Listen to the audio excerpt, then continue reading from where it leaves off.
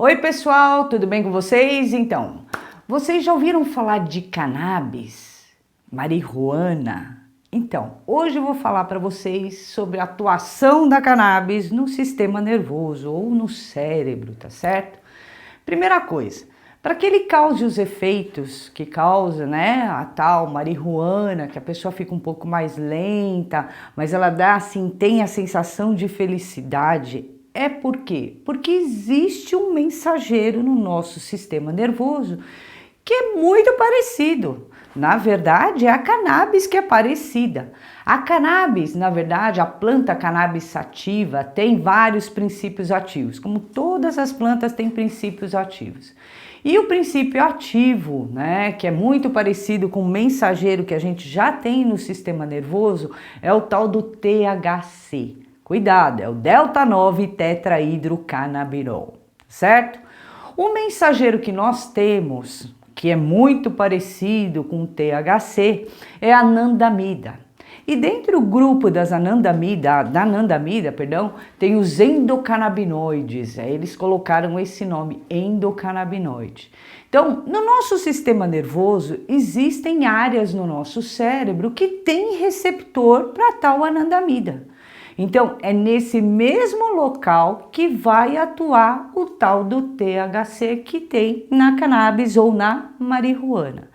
E aí, entendendo a distribuição desses receptores em áreas no nosso encéfalo, no nosso cérebro, a gente tem uma ideia do porquê causa os efeitos que ela causa, ok? Então, é mais ou menos assim.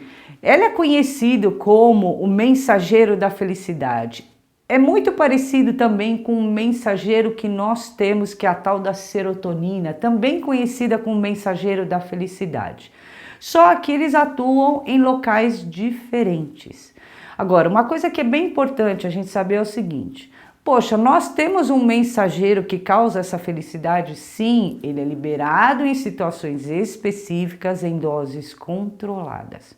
Quando se faz o uso recreativo ou até medicamentoso, aí é outra história. A gente está colocando um extra lá na circulação e vai atuar nos nossos neurônios. Então, são esses neurônios que têm o tal receptor. Aí você vai falar, mas o que ele faz no nosso sistema nervoso? A nossa anandamida, né?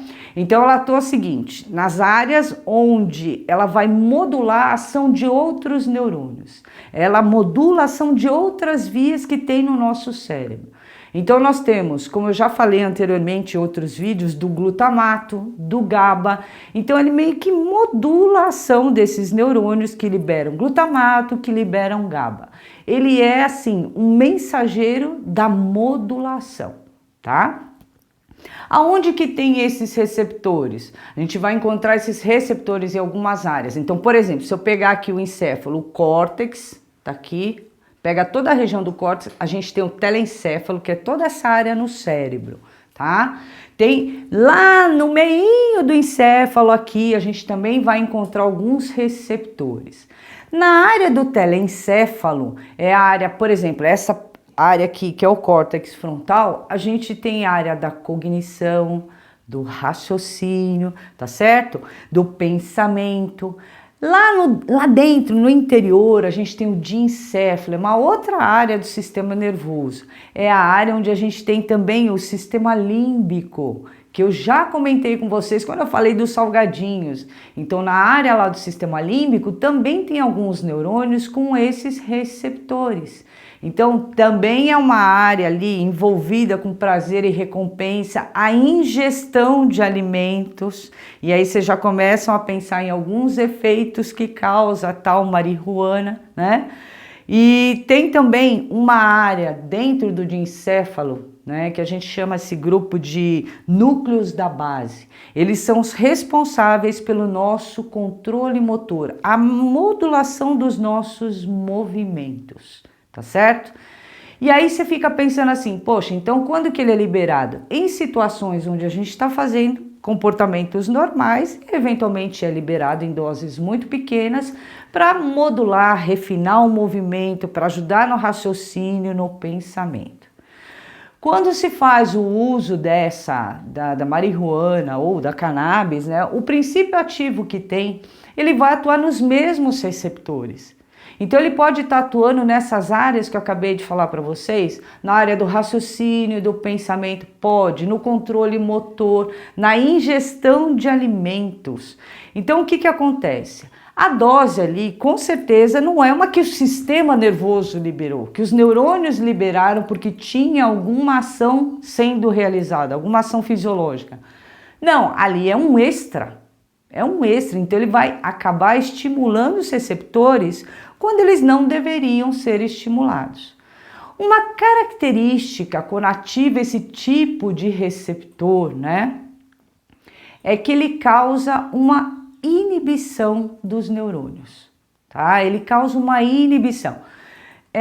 Eu vou falar bem por cima aqui, porque não cabe agora eu ficar explicando toda a fisiologia do receptor, mas de qualquer maneira ele bloqueia canais de cálcio. Quando ele bloqueia canais de cálcio em um neurônio, ele diminui a sua liberação do mensageiro químico. Então ele acaba interferindo naquela modulação que o neurônio estava fazendo, ele acaba interferindo, né, deixando o neurônio menos excitável, mais devagar, quase parando.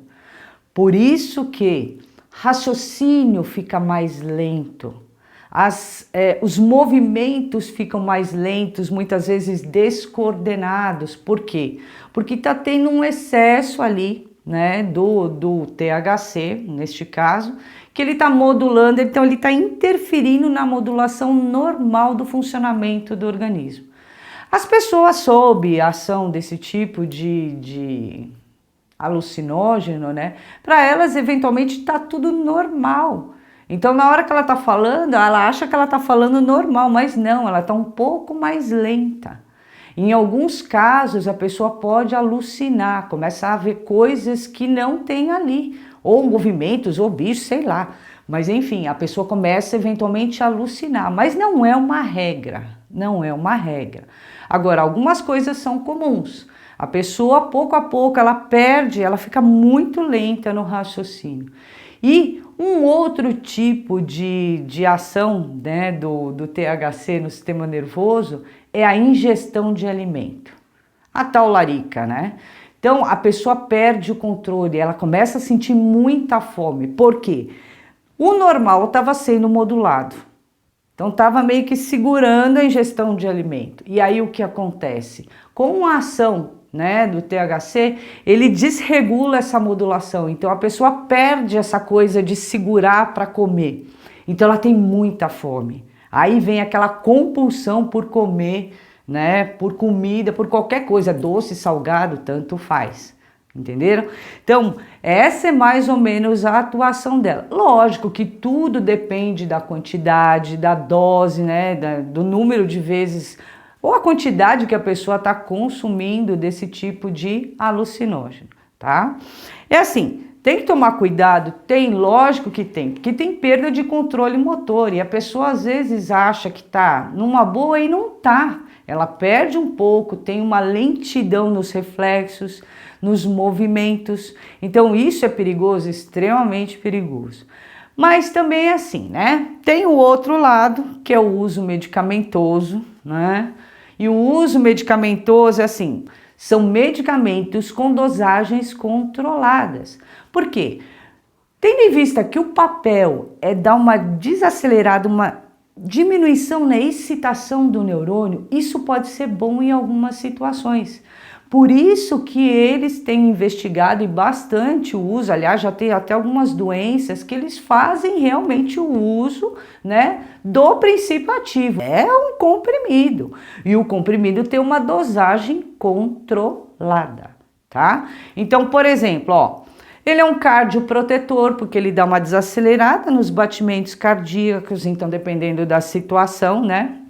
O médico pode até receitar. Glaucoma já é aprovado, que é a pressão intraocular, né? Ele diminui, porque ele causa uma vasodilatação, então ele diminui a pressão do sangue ali dentro do globo ocular.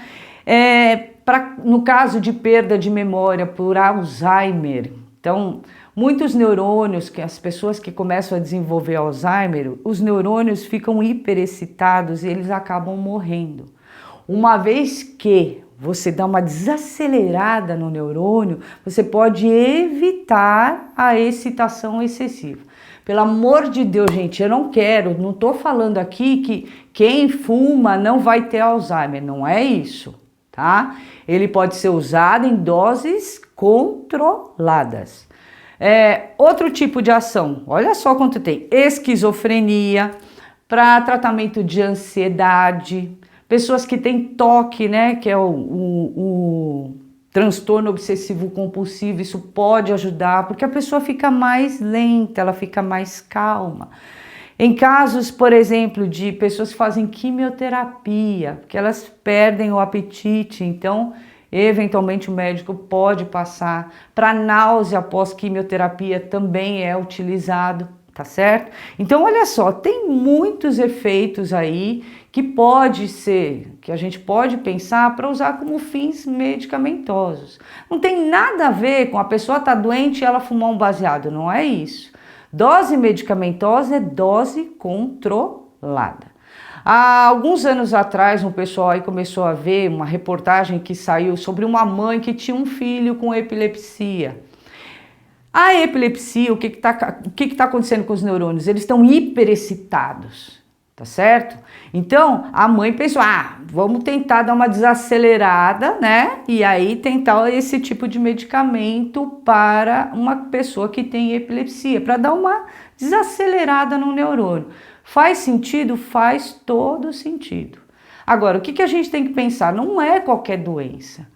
Porque eu falei para vocês, tem receptores em áreas específicas. Agora, se aquele neurônio que está sofrendo, né, uma excitação excessiva, e ele por coincidência tiver o receptor, beleza, aí ele vai fazer efeito.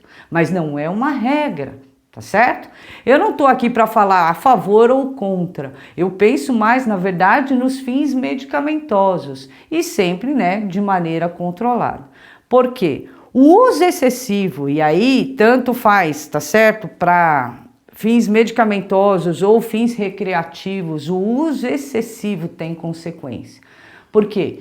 Como eu já falei uma vez para vocês e sempre vou falar, excitar o neurônio demais é ruim, ele morre. Inibir o neurônio demais é ruim, ele morre. Então sabe o que acontece? Perda de neurônios. O consumo excessivo, além de causar dependência química, mata neurônio. Ele mata, por quê? Porque ele fica inibindo o neurônio. Quanto maior a quantidade, maior a perda de neurônios.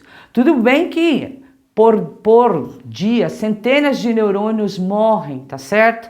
Mas você concorda que vai estar facilitando? Então, depende muito da quantidade? Depende. Então, o excesso, além de dependência química, pode causar perda de memória, né? Perda de raciocínio, a pessoa fica mais lenta porque os neurônios vão morrendo e mais ainda, eventualmente a pessoa começa a ter alucinações. Então é assim, o uso tem que ser muito bem controlado, ok? Eu espero que vocês fiquem alerta em relação a isso. Não existe uma regra, mas assim, pense sempre que o excesso vai fazer mal, isso para qualquer coisa, ok? Espero que vocês tenham gostado. Um super beijo e até a próxima.